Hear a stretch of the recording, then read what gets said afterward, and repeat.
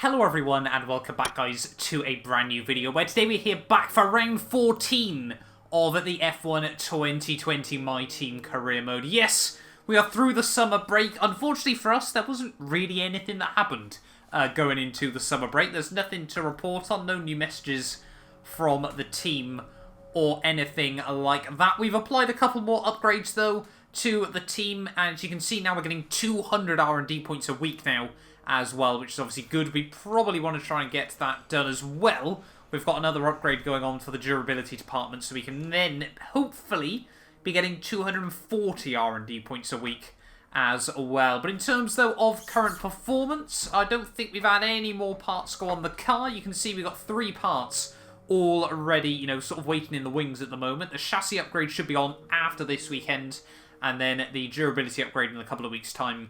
And then we have still got the powertrain upgrade that I think will be going on just before the Singapore Grand Prix. Performance-wise, though, we're still basically in a dead heat between Renault and Alfa Romeo, as well as actually now jumping past McLaren. So that's quite a surprise now that we are the best orange team in Formula 1. But we head, though, to my favourite track on the Formula 1 calendar. This place, it's Spa, it's brilliant. It's just a high-speed roller coaster of a racetrack, and hopefully, after we had quite a decent result last time out at Hungary. Obviously, if you missed out on that video, I would definitely recommend going back and checking that one out. Yeah, obviously, if you click the eye at the top right-hand side of your screen, there'll be a link to the full playlist there. Hopefully today we can try and continue with that good form. Let's head to Belgium.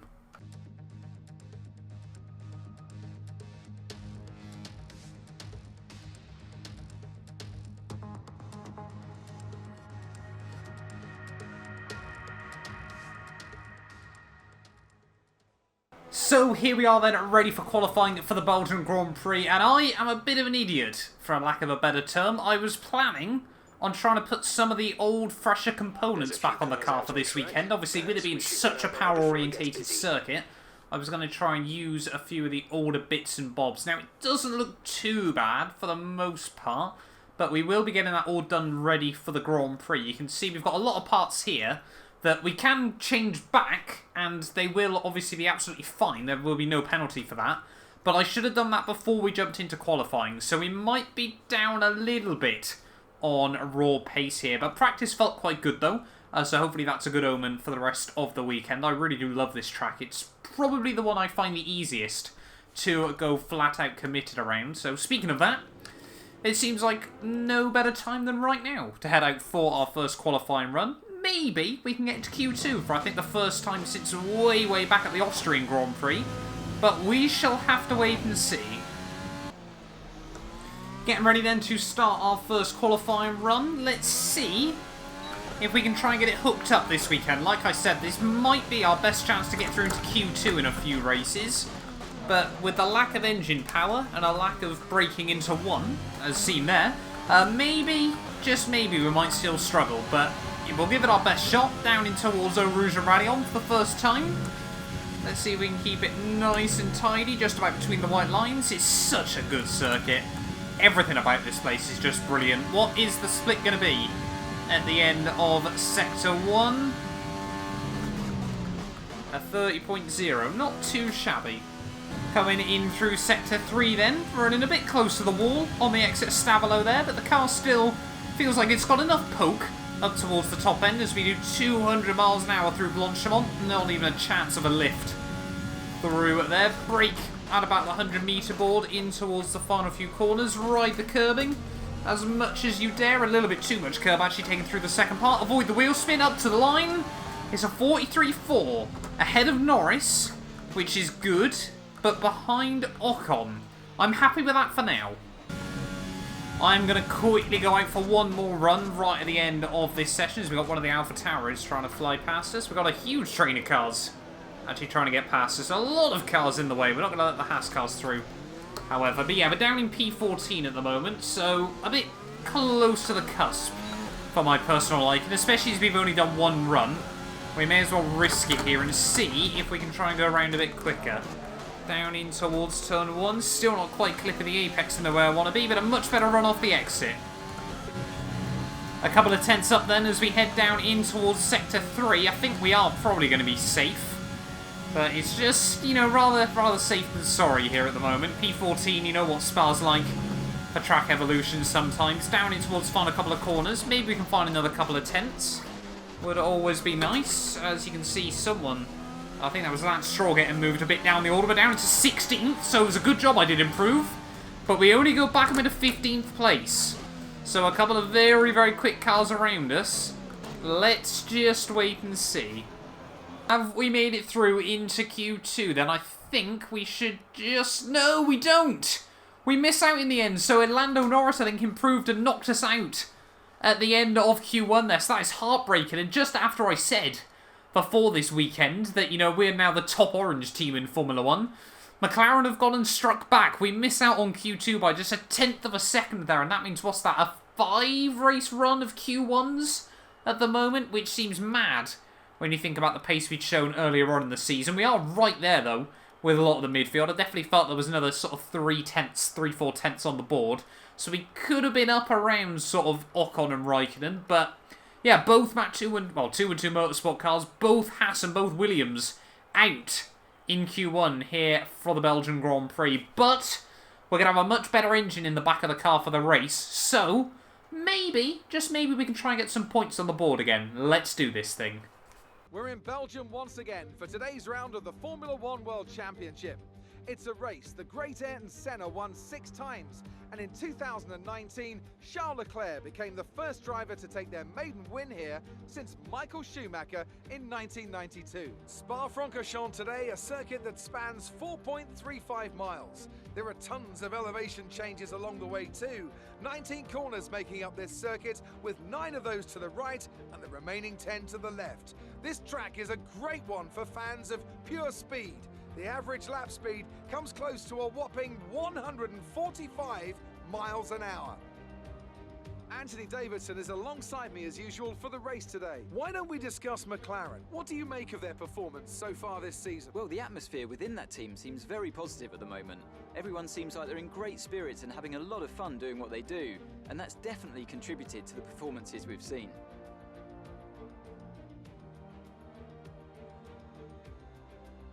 Before we begin, let's take a quick look at the grid lineup for today's race. Good job yesterday from Valtteri Bottas. The Finn starts from pole position, and it's Lewis Hamilton alongside. Moving on to the rest of the grid, we have Leclerc, Vettel, Max Verstappen, and Ricciardo, Albon, Perez, Sainz, and Lance Stroll, Raikkonen, Norris, Esteban Ocon, and Giovinazzi, Gasly, Mr. Monaco, Jordan King, and Daniel Kvyat. Magnussen, Russell, Latifi, and Romain Grosjean sits at the back of the grid. Which of these talented drivers will come out on top today? We've got some work to do to match your result from the last race. Come on, we know you can do it. So, Jeff once again with a fairly simple message. Score points, Matt. That seems fairly, hopefully, fairly possible this weekend. But yeah, we're here then, back from the summer break here at the beautiful Belgian Grand Prix circuit. Spa-Francorchamps always delivers in Formula 1, and today it's looking like it's meant to be a pretty textbook one-stop strategy. It's meant to be cloudy, but not a chance of rain. Never quite can believe what this track is telling you, though. It always likes to spring a bit of a surprise nonetheless. But we've put the better engine into the car, so hopefully that'll give us a few extra tenths down the straights as well. Obviously, we need that as well for next weekend at Italy. But I think we're ready then. Let's get back into it. We've got just about 12 points, I think it is. 12, 14 points separate the top 3 in the Drivers' Championship. It is all to play for as we head into the second half of the season, or after the summer break, whatever you want to call it, in Formula 1. We just need to try and get more points on the board, so hopefully we can try and continue that today. The 5 lights are coming on then here in Belgium. It's 5 red lights, and it's the lights out, and away we go, off to a pretty decent start. Rather surprisingly, a little bit of concertina up though as we head down in towards turn 1. No chance we can go for the send like we did last week, as Giovinazzi, rather surprisingly, gives us the room. So we've made up one spot, I think, off the start. There is Lando Norris, almost gets put in the pit wall. But down in towards Eau Rouge, side by side with the English McLaren driver, not quite. I'll be honest. Got the bravery to try and stick that around the outside. But yeah, we did make up one place off the start then from Gasly. We actually started on the grid one slot higher than we would have because of his teammate Danny Kvyat. So, not a bad little getaway for ourselves as we head down in through Sector 2 for the first time in this race. Dirty air. A little bit of a deterrent as Lando and everyone just bunches up down in towards the no-named hairpin. We tried to hook it up around the outside, but nothing we can possibly do there on that one. Just trying to keep it nice and tidy, get the car working. That is obviously the most important thing here, as down in towards Puon for the first time. Really opening up the track width as much as we dare. That curb on the outside can be a little bit lethal if the car decides to bottom out. But we've survived the start. Let's see if we can make some progress.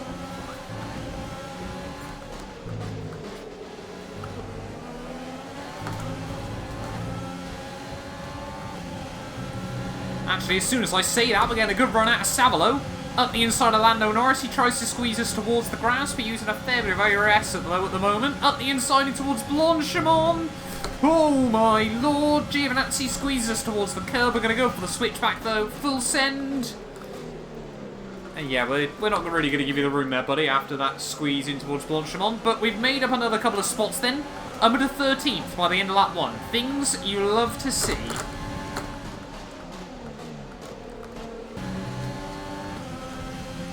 Coming towards the end of lap 2, we're going to be a little bit more cautious around Raikkonen. Don't think we're going to try and ERS our way up the inside in towards Blanchimont twice in a row. We got a little bit lucky that we survived the first time, so yeah, don't want to cheat death 2 times running around here. But Ocon and Stroll going side by side through the final couple of corners. We're just trying to roll on the power nice and tightly, just trying to settle down and see how the car fares. As Raikkonen a little bit earlier than I would have been on the anchors there into 1, but the points are just there. We just need to keep our head down. Need to try and get the right words out as well. That would be quite useful. In towards Eau Rouge once again. Can we potentially open up a bit of a run off the exit? I don't think so this time around. I think we're a bit optimistic, but we are gaining a little bit on the Alfa Romeo. Sat on the rev limiter at 212 miles an hour. Perfect number to pick, if I do say so myself. It seems to be, rather annoyingly, like actually the run in towards Blanchimont is where we gain the most on the AI at the moment there, as we get a bit of a wobble out of the final corner. We're purple in the final sector. Not too sure we've managed that, as that again is a bit early, Raikkonen, on the anchors. So we're going to have to accidentally capitalise on that, and we're up to 12th. Is he, however, going to be able to get a run back on us up through Eau Rouge and Radion? He's already gaining just a little bit. You don't want to take too much curb through there. We'll just use a little bit of our ERS, try and keep him back. He's definitely still gaining on us though, however, is the Alfa Romeo man. But we're going to be safe this time round, and we're up another place. The AI, there seems to be a huge train forming up from, I think it's about P7 in this Grand Prix, as that was a little bit wild through Eau Rouge and Radion. But we got a bit of a run then. Because of that on Esteban Ocon, we're going to use up all our ERS. Try and make this move work to the outside towards the end of the Kemmel Straight. We're pretty even on the brakes. Can we try and get it hooked up though? He's still there, but we get on the power just that little bit earlier. And we hold it around the outside. And we're up to 11th of this race. 1 place outside the points. And I don't know what it is, but the race pace of this car still seems way better than its qualifying performances. Oh, a couple of people going side by side. That's Perez and Ricciardo. Just up the road. Oh, Stroll gets a little bit squirrely. So it's all kicking off at the moment then, as we try and get the power down, down in towards Puon.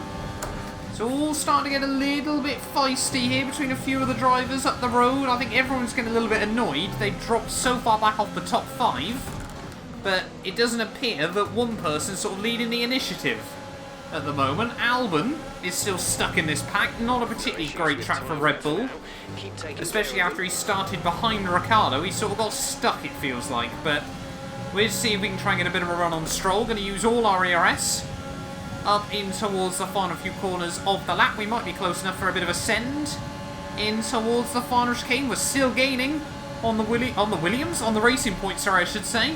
Stroll goes defensive. We have to go... What? Oh my god, there's chaos. Albon's nearly pit manoeuvred Stroll. I've got no idea what's just kicked off there, but somehow we're up a handful of spots. We're up to 6th place of the Grand Prix after going around the outside of Sainz on the grass. I'm guessing there was a battle going on in front, and somehow we were at the right place at the right time. It's worked. Pit window open. Let's box this lap. So we're going to be diving in then to the pits at the end of this one, but yeah, but now we're got 2 seconds behind us to Raikkonen, as there's a lot of cars battling it out still, and we, yeah, like I said, managed to sneak through and open up a bit of a breakaway instantly. So maybe that lockup has potentially given us a handful of points in this Grand Prix. A long way to go, however. We're still only in the first half of this race, so let's not get too ahead of ourselves. Just get ready to pit onto mediums at the end of this one. A lot of the top runners opting to stay out then for another lap here, so I don't know, perhaps they're all on mediums to start this Grand Prix, but Perez is in. Very, very cautious from the Racing Point man. And we just about get it stopped into the pit lane now. I was a bit careful not to A, run into the back of Perez, and B, also not speed into the pit lane here. But yeah, a lot of drivers having to go obviously 1 lap longer here. We are on the same strat as Perez, so maybe if he gets held, which he has, behind the Alpha, there's a chance. Come on, get in gear. There we go. We've jumped Perez in the pit lane here, so that is exactly what we need at this stage of the Grand Prix. And we're going to come out just in front of Ricciardo, who's planning on going to the end as well.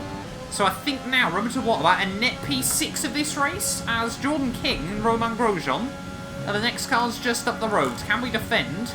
However, from the Australian, it doesn't look very good at the moment. The Renault's still very, very fast down the straightaways. We are on fresher, quicker tyres, though. A bit of a squeeze, but we hold on. And we will live to fight another day.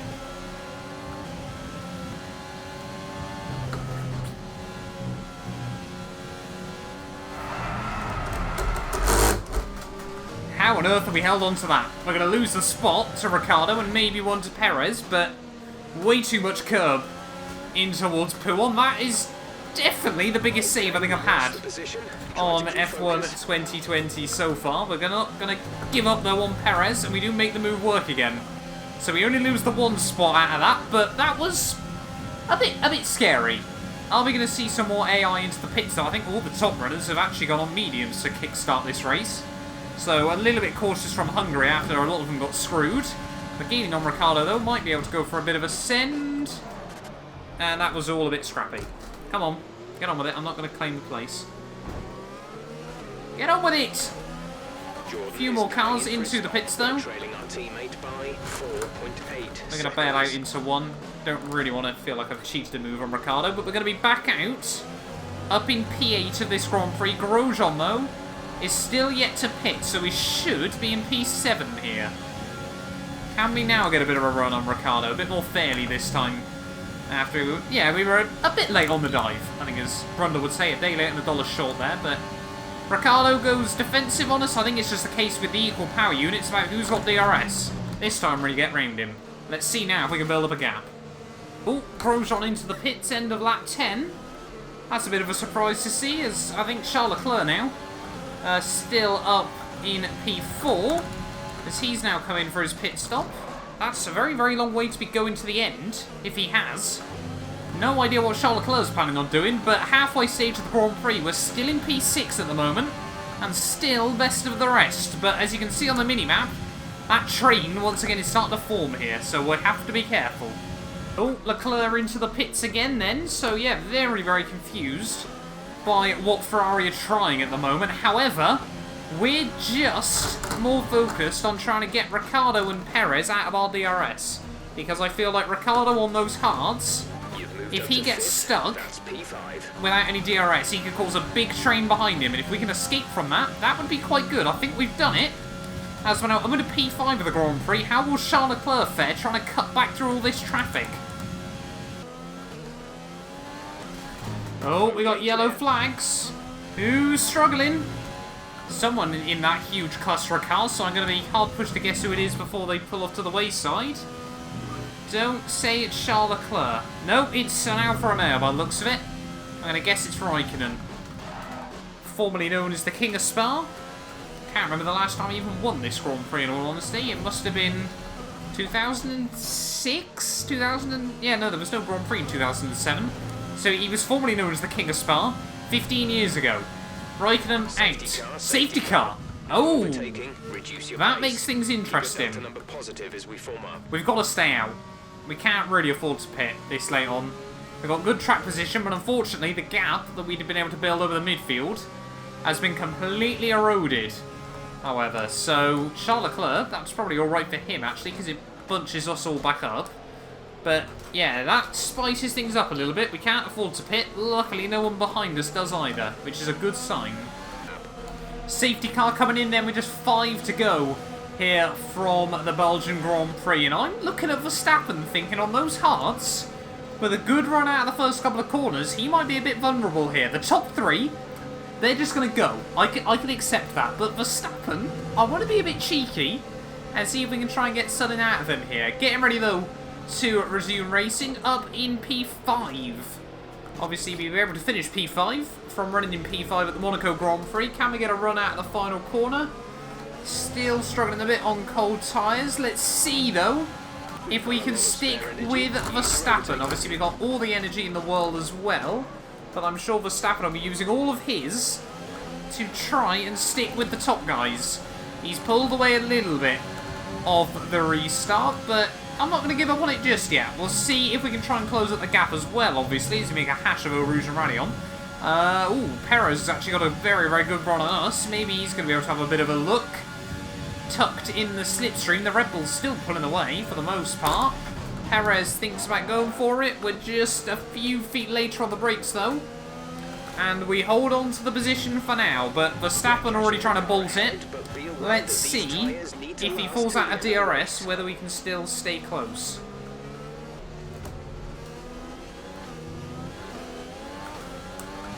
Bottas there, I think, has just run basically his qualifying time.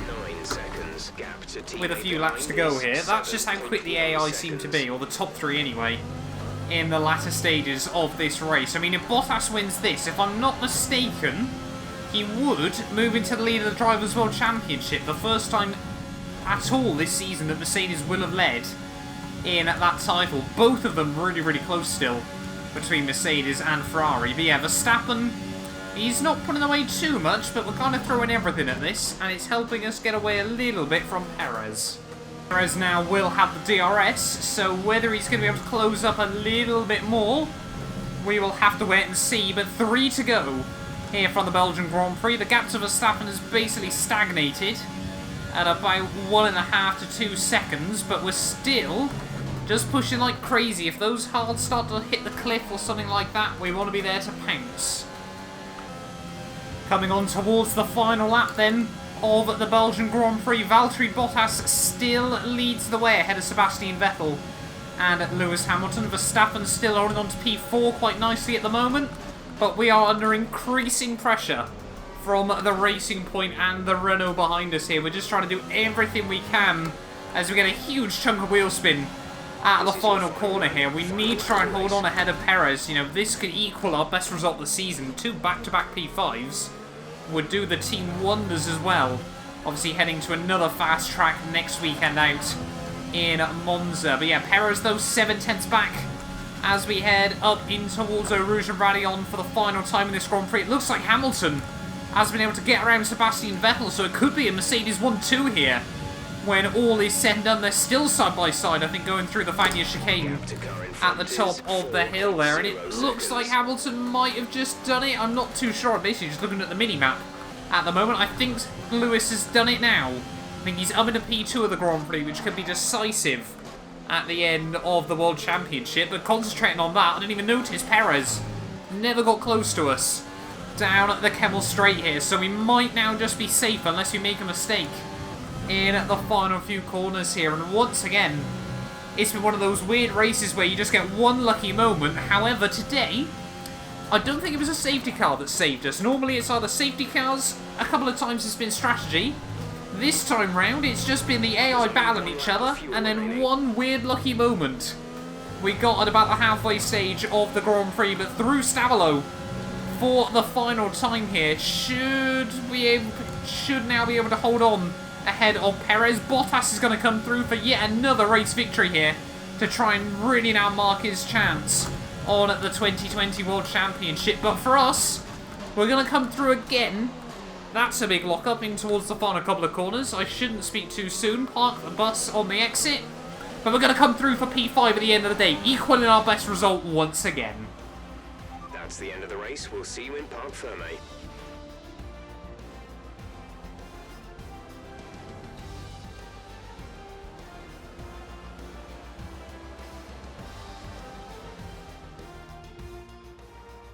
Many doubted whether they could pull off the win here at Spa-Francorchamps, but they've done so in spectacular style.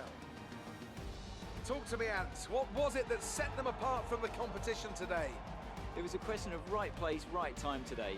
We were looking at an entirely different race before the safety car came out, but they were able to take full advantage after the field had been bunched up. Mercedes are on top form once again after an excellent race weekend. It's great to see them up on that podium once again.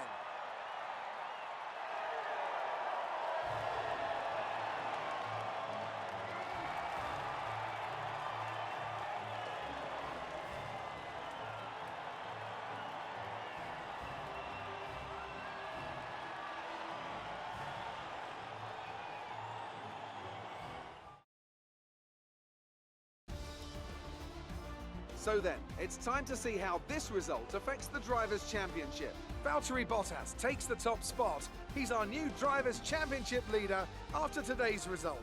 After an incredible day of racing, who was your driver of the day, Ant? I have to give it to Mr. Monaco. They did a great job at getting the most out of their tyres without losing pace, something that's a very handy skill to have in modern-day Formula One.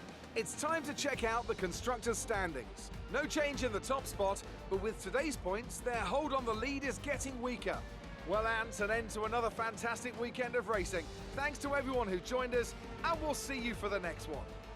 So there we are then, the end of the Belgian Grand Prix, and Mercedes only just, hold on to their 1-2 from qualifying yesterday. Bottas, I've got no idea how he managed a 42.8 at the end of the Grand Prix there. That was an absolutely phenomenal lap by the Mercedes driver to take the full 26 points away there. Hamilton in P2, it just doesn't look like it's his year at the moment, but you never know with Hamilton. There's always that sense that he'll just come back a bit stronger next time out. Seb in P3 ahead of Verstappen in 4th. There are another couple of good results for those two drivers there, with myself from 16th on the grid to 5th when all is said and done. We got a little bit lucky with strategy, as well as the AI really just sort of bottling each other up as well. Obviously, the fresh engine, it really did make the difference this weekend. It allowed us to defend in quite a few places as well there. Perez finishes just ahead of both the Renault cars there, and former championship leader Charles Leclerc, another rough result, down in P9 there ahead of Stroll, who picks up the final points-paying position there. Both McLarens and both AlphaTauris just miss out ahead of Giovinazzi. Albon down in 16th. The amount of times we've seen him not score in recent weeks has been just woeful by Red Bull there. My teammate Jordan King holds on to his grid slot 17th. Magnussen, Grosjean, and then the two Williams cars round out the finishes there, with Raikkonen, the one man not to make it to the end of the Grand Prix there. But standings-wise, Bottas now 15 points clear at the top of the Drivers' World Championship. Ferrari's now tied on 196 points, just behind him there. Lewis Hamilton still in 4th ahead of both the Red Bulls, but we now jump past Lando Norris with those two 5th place finishes in a row. We're now best of the rest at the moment over the McLaren man there. Perez jumps past Sainz as well, just behind us, and then Ocon jumps past Raikkonen further down the order there. And in the Constructors' standings, no changes. We still have a 6-point lead over Renault though, but the closest battle is at the top. Ferrari now only 4 points ahead of Mercedes. It is all to play for when we head in towards the next Grand Prix. It'll be one Ferrari absolutely need to win as well, because we will be back tomorrow heading to the Temple of Speed. We head to Monza. You guys do not want to miss it. This video was helped made possible by our first channel member. A big thank you to the Travesty for becoming a member of our channel. You can join him and be featured on these end clips as well as a few other exclusive perks for just £1 a month by clicking the join icon below.